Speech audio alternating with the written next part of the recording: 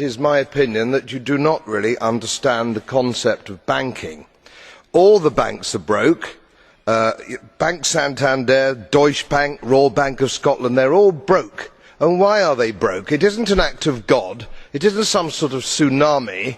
They are broke because we have a system called fractional reserve banking, which means that banks can lend money that they don't actually have. It's a criminal scandal, and it's been going on for too long. To add to that problem, you have moral hazard, a very significant moral hazard from the political sphere. And most of the problem starts in politics and central banks, which are part of the same political system. We have counterfeiting, sometimes called quantitative easing, but counterfeiting by any other name. The artificial printing of money, which if any ordinary person did, they'd go to prison for a very long time. And yet governments and central banks do it all the time.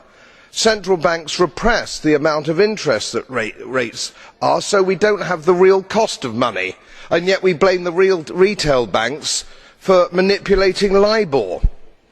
The sheer effrontery of this is quite astonishing. It's central banks that manipulate interest rates, Commissioner.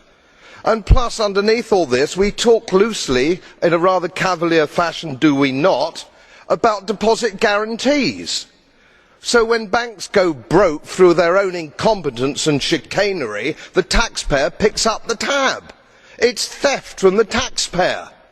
And until we start sending bankers, and I include central bankers and politicians, to prison for this outrage, it will continue.